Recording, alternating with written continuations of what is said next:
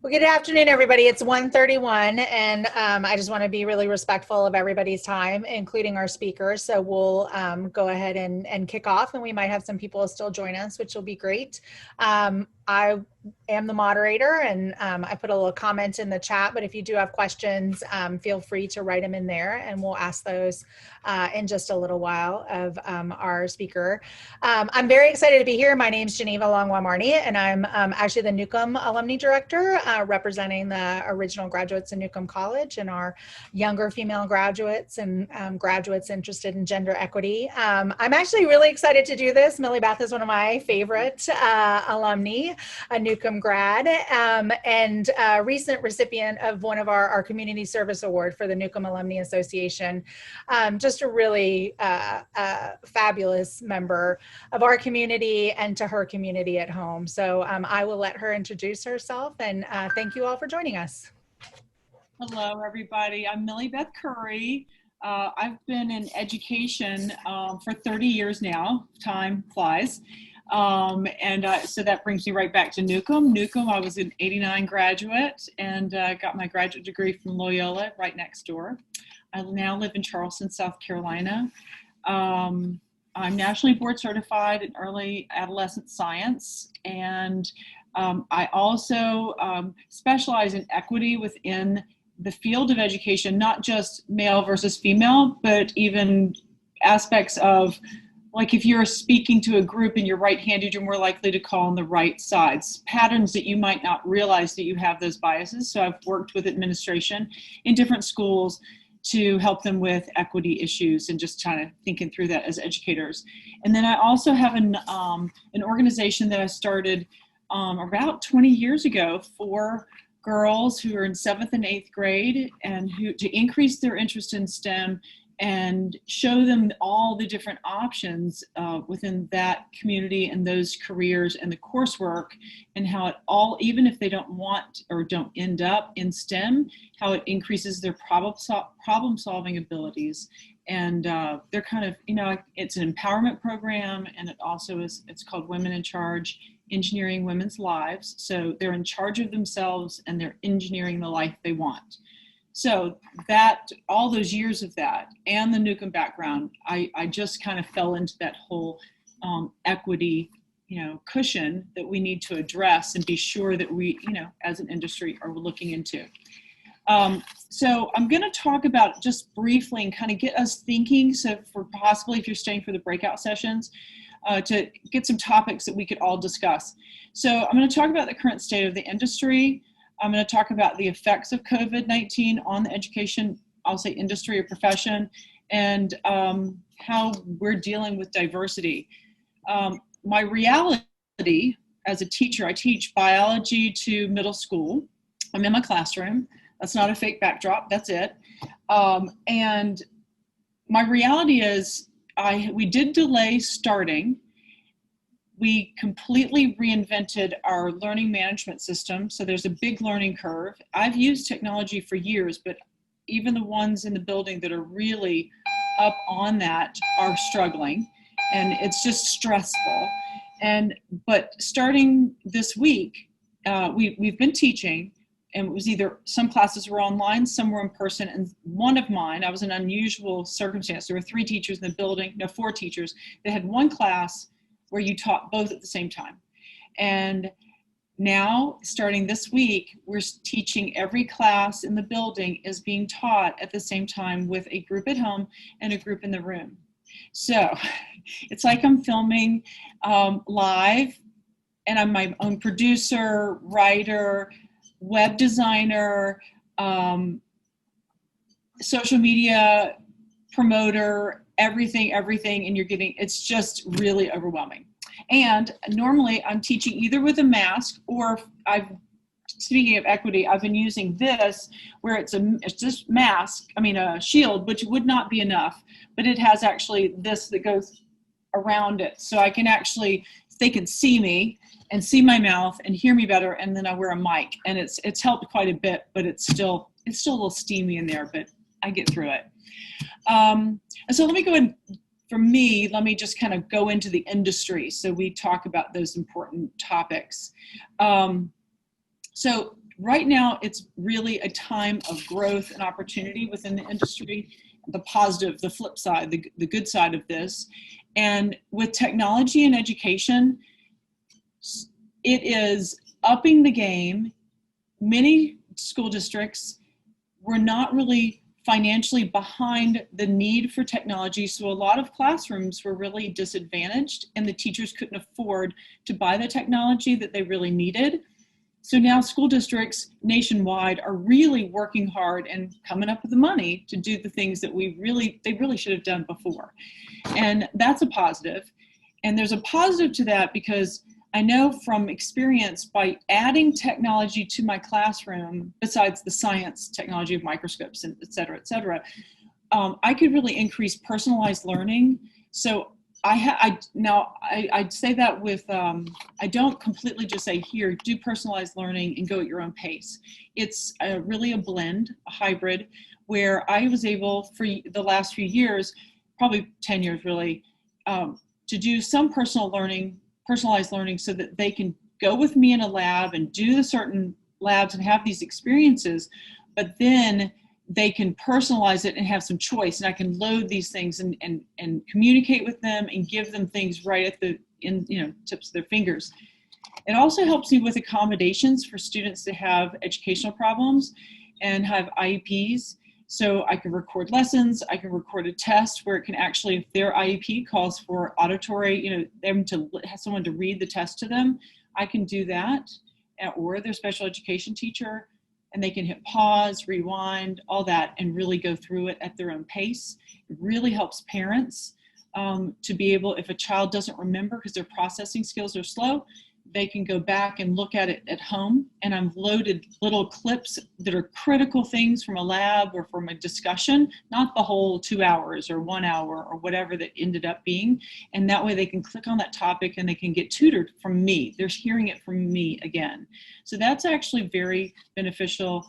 And then also the technology with, you can get things, all of them now have it where you can have it read to the child can change the Lexile level, the child or parent or teacher can change it to a different language to help the child that's learning English. It's not their main language. We did some MAP scores. That's what we used. We did some MAP testing at the beginning of the year to see how the kids have progressed since we took a break in March, and it's actually looking much better than we thought. So what we were doing in March was really, really helpful, more than I think people expected. Now, the flip side of this, the negative, too much growth and opportunity too fast, it really leads to regression. Not for the student, but for us.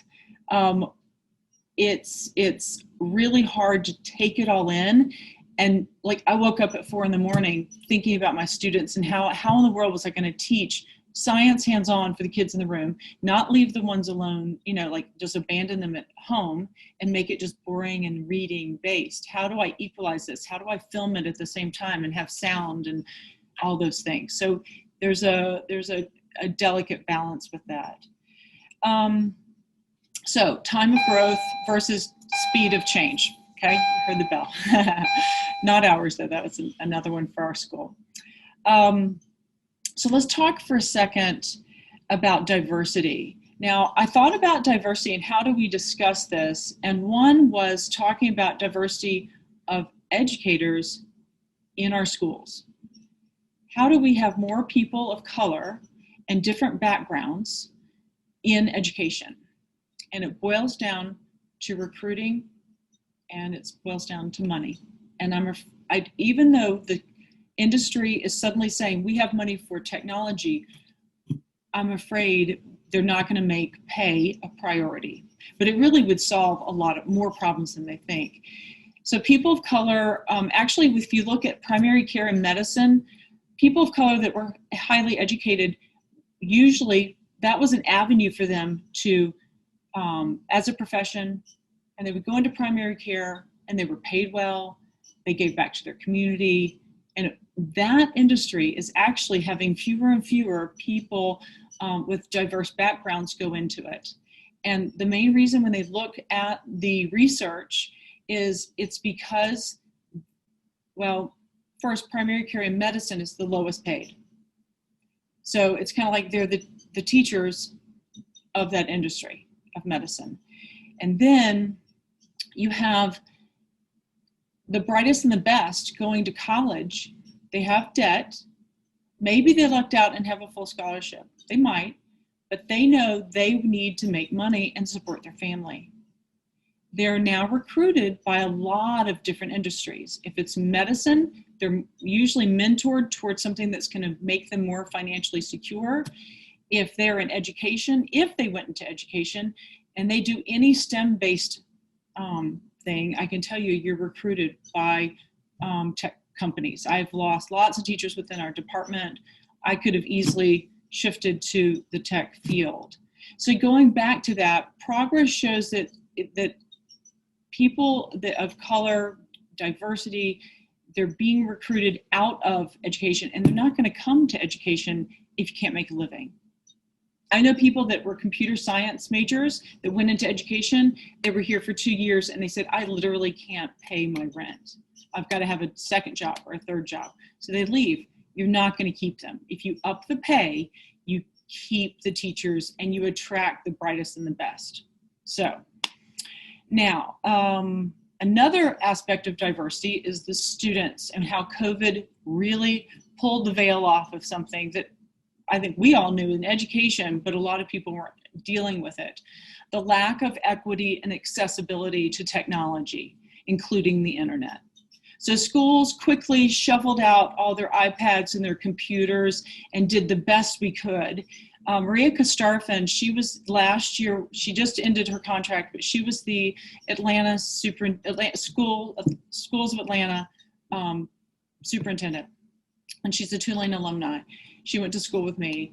And so Maria and I were talking, and I mean, last spring, she was spending her time looking for meals, trying to negotiate with the tech companies so that they were actually making the internet available to students instead of they had promised they would do that. But many of the companies she discovered were actually looking for people that owed them money. And they'd find the parent that owed them money. And yes, that is a real life issue. And that company needs what they're owed. But the child they were left behind. Because if that company says, well, you owe me $327, your child can't get the internet until then. And then that child was falling behind. And if you're a parent or you've worked with students, they fall behind very quickly and feel overwhelmed with the things to do and the assignments due.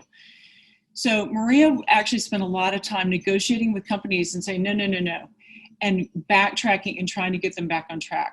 Now, that leads to the idea of accessibility. With accessibility to the internet, a question I pose to you for your breakout sessions is, should the internet and broadband, should it be a utility? Should it be more reasonably priced and something just like running water or electricity? How do we make it where everyone is on an equal playing field? Because the future, they're going to have technology in their educational delivery in elementary, middle school, high school, college, workplace professional development and training. It is how it is. And so that is a very huge issue that superintendents all over the country are dealing with, and they're fighting and trying to get the lawmakers' attention on that. So it kind of plays with the internet profitability business versus how do we don't leave that child just because they can't afford good broadband. So let's see, what else do I want to be sure I talked about? Oh, now progress on that accessibility with food. Another thing that the superintendents in the spring were having to do is work with their food service and get the food to them. Okay, so you got to figure out how to deliver it. But it was also financially, she was scrambling. Maria was, Dr. Kostarfin is as I should call her. She was really working it and trying to find companies and food banks and everyone to be sure those kids were fed. The USDA has changed that until December, until the winter break, where all the food in the public schools is completely free. So my students can go get breakfast, and they can go get lunch anytime. We have delivery outside for kids that are still at home, and then we have, of course, you can just access it. It's free. Nobody's paying. They're not asking any questions. They're providing the food. So they have made a little progress on that for now. Now, money. So we're talking about how we were always, money never seemed ready and available for teachers, right? And it was never a priority. And suddenly they're spending the money on the technology and trying to help that, but they're not really prioritizing teacher pay, as I mentioned before, okay?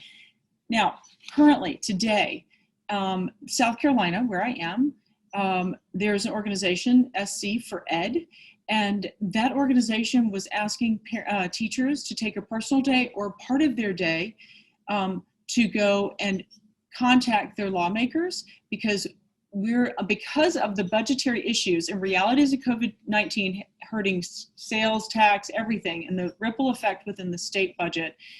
They're not giving us a raise, and we haven't had a raise in years and years, and they had one that was going to happen, but now they haven't approved a budget, and so it was, again, it looks like we won't get another raise. So that's an issue. And that's happening all over the country. Now,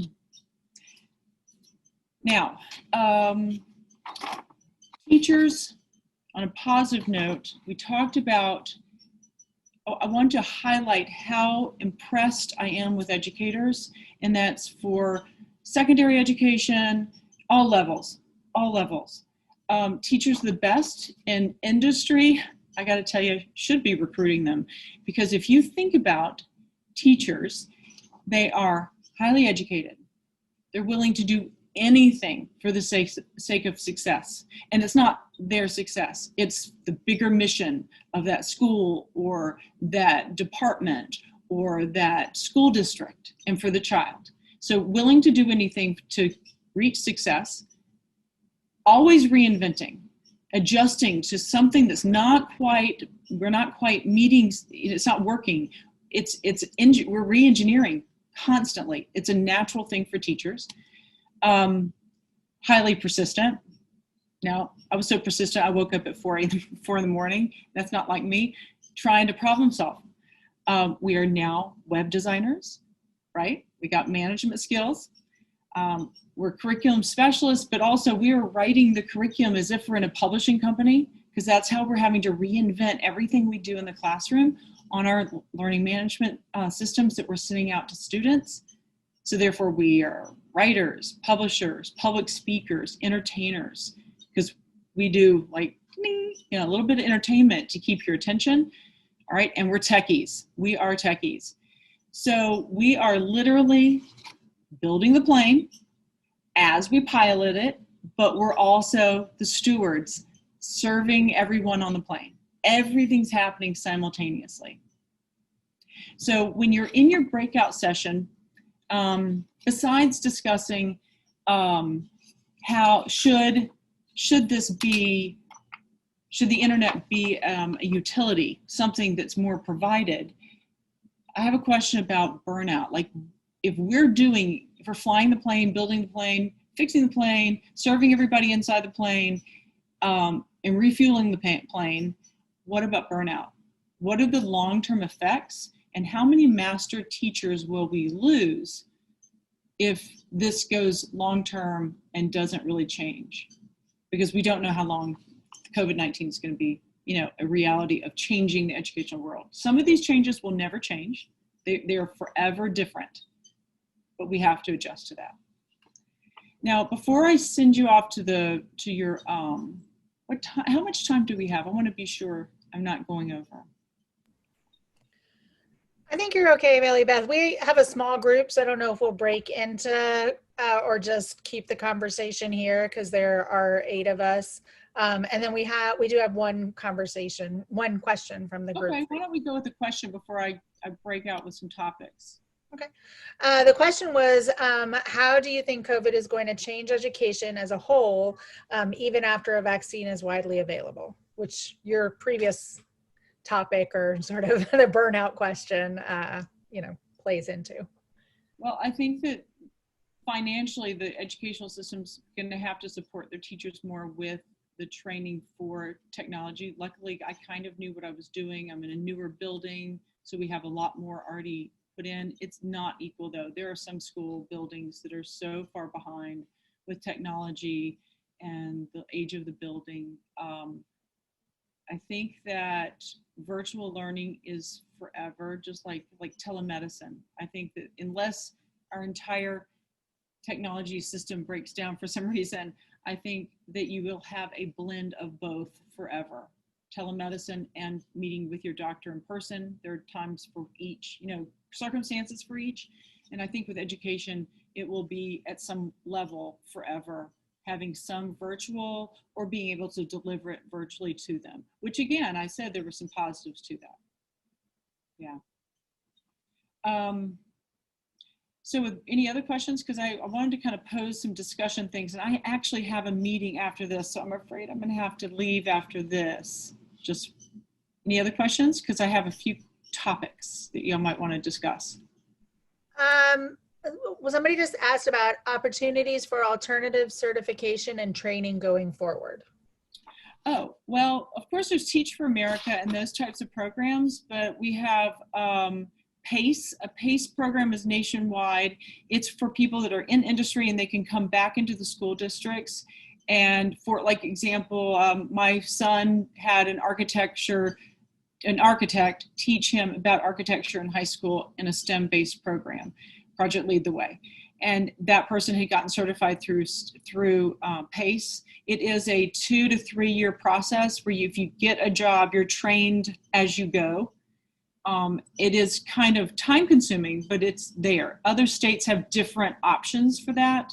I know PACE is nationwide, but there, when I went through and got certified, I got certified for my master's. I was already teaching at Holy Name there in New Orleans, and I was able, they had a way for me to get certified a different way than others in Louisiana. So there are every state, I'm afraid it's not all the same. And the national board certification that comes after, it's not like the first thing. That's like, it's like passing your boards when you're a medical doctor, or trying to think of the test for law school. Just not your boards. I just can't think of the term. But the CPA. You're a CPA, but then you've got to pass your exam. That's more like national board certification. I hope I answered that. But it depends on where you live. All right, so the things I wanted to leave you with. First, think about how can businesses help educators reach more young citizens. There are a lot of new companies with educational programs. I used to only have a few options that I used within technology to help deliver or get some, deliver the message, but also sources for information, videos, that kind of thing, whatever it is that, manipulatives and demonstrations online. Now there's so many more businesses and tech companies are there. They are, that's a financial great business to be in. If you can break through and you're the hot topic, the one that everybody's using, you're good to go. So lots of options. What happens when burnout happens and how many master teachers would we lose? Could pay become a priority? What would happen if we could actually recruit, and keep more? And so they don't go to an administration, they stay in the classroom. They don't go to a different industry.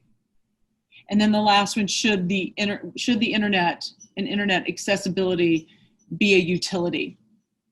How do we address that in a systematic way, not a state by state, community by community? How do we make it where we have a system that we know that will kind of work for equality? Because we have young citizens, y'all, and the reality is if what we do or don't do for them, they are our future, as citizens. So it is very critical that we come up with a systematic way to help them. So I hope this helped. I hope this was interesting and thought-provoking. Millibeth, thank you so much. It was. I have lots of thoughts. But as I said, I'm a middle school parent, so you were talking all of my language. But this was wonderful. Thank you. Thank you for doing this in the middle of your school day in a very unique situation. We really appreciate it. And I know you have to go, but if others want to stay, I don't think that we'll break out into smaller groups. This is a pretty small group with 9. If we want to do this here, we can take up some of these topics that Millibeth is leaving us with. All right, I'm going to stop my video and I'll see you later. Thanks Thank for you coming so much. And roll wave. Thank you.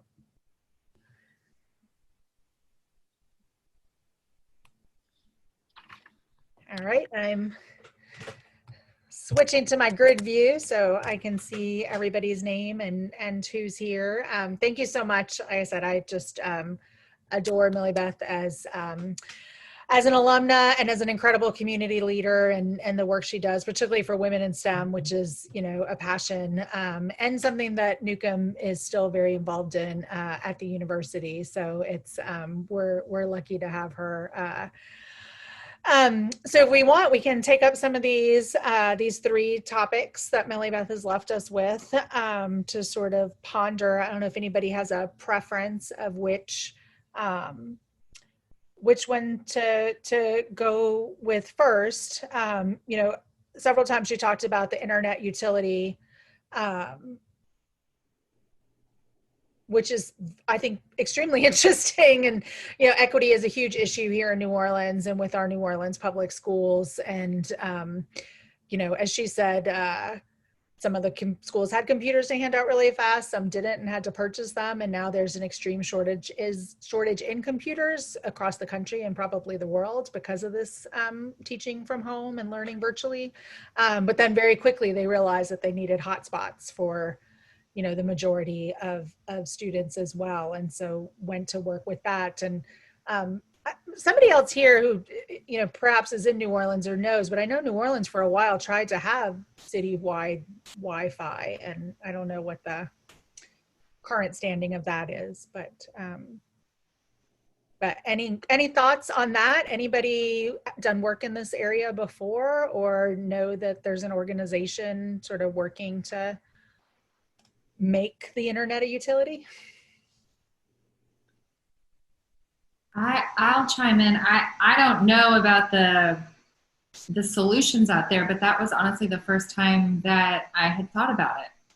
And I think it makes so much sense. And I guess my thought and question for that topic is, I'm wondering what opportunities are out there for individuals who maybe want to be in education, but don't necessarily want to be teaching.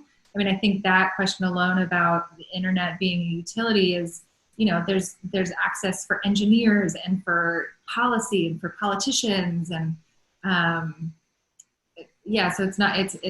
I do not have a solution, but more questions for that topic. I find it fascinating. I'm curious for the other ones attending what your thoughts are and where you land on the world of education. Well, what local New Orleans organizations are involved with policy advocacy and lobbying for the educators? I mean, I guess you got the teacher union, but do any of you know who else? There's a couple. So all New Orleans public schools are now charter schools. We're 100% charter, and there is a charter school organization that I think that does a lot of the advocacy for the public schools. And then there's a couple different ones. Open comes to mind, and I'm trying to remember what the acronym actually stands for. But there are several that certainly advocate for students. But yeah, I too I feel like I'm going to immediately Google sort of what who's taking up. But, I think Millibeth, it was interesting too, because, the idea of a true utility, like we turn on your water, we turn on your electricity, you should have these basic things, and the idea of it really being a national national issue, and then, really centered on education. So not just about, just everybody should have, but like for, real specific reasons now. I thought the question, this isn't in her 3, but the whole like that virtual is sort of forever now, like makes me wonder if real homeschool programs and, sort of like how you can homeschool online go away if you can be completely virtual in your school forever. That actually popped into my head when she said that. I think that would make sense, but I'll also too, just the way that my brain is working right now is, it would be an opportunity as well for homeschooling programs to expand their reach, right? And maybe monetize it a little bit more. Honestly, the way, like when COVID first happened and everything started shutting down, my thought was like so many opportunities for people to monetize things that weren't monetized before, or, and to your, maybe homeschooling or a partnership between homeschooling programs and charter and public schools. I think there's an opportunity for collaboration there too. Yeah, no, I think you're definitely right. And it just makes me think of like kind of the posts I saw on Facebook early on that were like, virtual is not homeschool. Don't think that it's anything like what our homeschooling experience is, which I understood at the time, but I guess now thinking of it in the long term, if it is an option school, public schools will offer and maybe in some cases have to offer, then what does that mean? Very interesting. Anybody, any thoughts on the, I also love the sort of businesses helping educators and more real world, I guess in the world of virtual classrooms, you can easily invite a programmer or an architect or, an entrepreneur to your class to meet your students. So I thought that was certainly a great opportunity. Mm-hmm. I think that's a great idea. My only concern is I would hope that, for the last number of years, educators have been so limited in terms of what they could teach because of teaching to the assessment tests. Oh, yeah. And it meant a lot of different learning opportunities were not available to them. They didn't have the time to do the field trips. They didn't have the time to necessarily bring in speakers into their classroom because they had to cover X amount of chapters so, they could get it covered on the LEAP test. And I'm just wondering how this whole shift to more virtual learning and whatever, and where will impact that focus. That always made me crazy because I felt like the things that my kids and I learned the best at were those field trips and those specialized programs, not just the rote completing of the stuff out of the workbooks.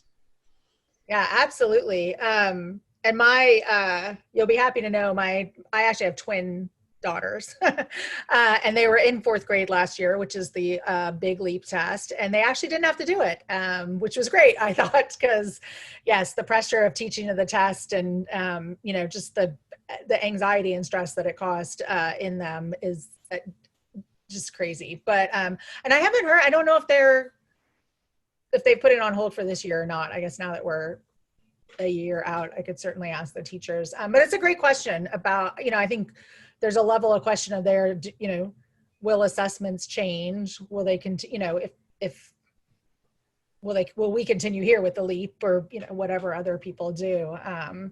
Or how does that, play into the virtual world? But yeah, I would, by contrast, I would say the LEAP was, very stressful and this giant monster in the sky to them all year, but they also got to participate in Louisiana's TREE program, which is a program where they get to go out into nature and go to the national park, and that had the greatest impact on them of the year, I would say. So 100% agree with you on that. Absolutely. And the last one, which I think is very, very, very important to be thinking about right now. And I think it's important in, elementary, secondary, and in our own college level, but is this question of sort of long-term burnout for everyone? Pay, both teacher pay and the ultimate burnout. I don't know that there's an answer there, but it's 100% something that, teacher pay, as Millibeth said, like the ability to recruit for diversity, to recruit for, graduating Tulaneans and all sorts of exceptional people to education is I don't know. It's always something that I don't understand how we sort of wound up in this upside down, with the teachers who have the greatest influence on all of us and our children for so long, wind up, as she said, having to work second and third jobs, or, like now our teachers are saying, can you buy extra cleaning supplies? Can you, drop off hand sanitizer to school and stuff? And it's like, or they're paying for it out of their pockets, which is what happens so often to our teachers. And that's just in a crazy, crazy situation. So I don't know if anybody else has other thoughts on that, or I guess ways we can work to help that. A lot of this is advocating and working with those organizations that advocate for our teachers on a higher level, I suppose. Well, I think the burnout question is really interesting. Elizabeth and I were on the social work industry session earlier, and this makes me think of the speaker was talking about one of the opportunities for social work is school social work, right? And that position is mostly for students, but I'm also wondering with this question about burnout, what cross collaboration can there be between social workers, counselors, specifically for teachers. I think there's a lot of support for not a lot, but there's support for children, for the students. But that's a really good point. Does that have to happen on kind of the national organizational level, or does that happen within small communities where, the school districts reach out to the local social work or counseling chapters? But that's hugely important. I mean, especially with secondary trauma and, vicarious trauma and all of those things. I would love to just have more conversations around, supporting the teachers. Well, I wonder how many will, burnout sort of a thing too, but I think there's also how many senior seasoned teachers that will lose just, for health reasons or self-preservation, or, a good friend of mine is a high school teacher here in New Orleans, and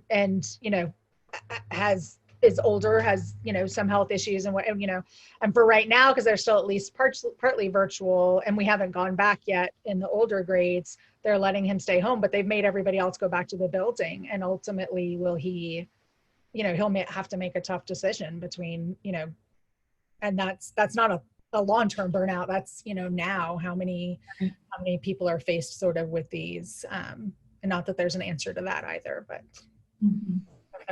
definitely the crazy sort of side effects of all of this, which we also see in academia of our older professors, whether they choose to keep teaching in the classroom. So any other topics, things people want to chat about? This is really great. I'm so glad that I was invited to do this, and that you all are here, and thanks so much for participating, Elizabeth. Really appreciate it. Well, I've heard that in some other areas, particular areas that are higher income, that families have gotten together their own little education virtual pods. Mm-hmm. If you will, particularly when you have situations where higher income, where both parents are working and they physically cannot be there to teach their students. And I was wondering if you were aware of that happening here in New Orleans to any great extent. Yeah, absolutely. I think both in what you're talking about, which is more sort of the private parent citizen, I've definitely heard and have friends that are doing different learning pods or learning clusters. But then the city also has worked to organize and offer them on a citywide basis, I believe. And I don't know if it's through the New Orleans Recreation Department, but I know, and I heard a NPR story where they were at one of the sites recently. And they say it's mostly just, again, what Millie, back to this issue of internet and Wi-Fi, so that they're providing, the free internet and computer access and everything to kids. And also, as you said, I mean, across the spectrum, whether it's high earners and, having to go in, or you're both doctors or, lawyer, doctor, whatever, or that you're in the service industry and work an hourly job, and both parents have to go to their 1, 2, 3 jobs. Right. Both sets of parents certainly need that. So, and I think some of it was based, there was some summer camps that actually were able to continue successfully, and some summer camps that particularly cater to low-income families and low-income students, like the YMCAs or Boys and Girls Clubs, and we're able to do them in a safe environment. So I think the more communal pods grew out of that.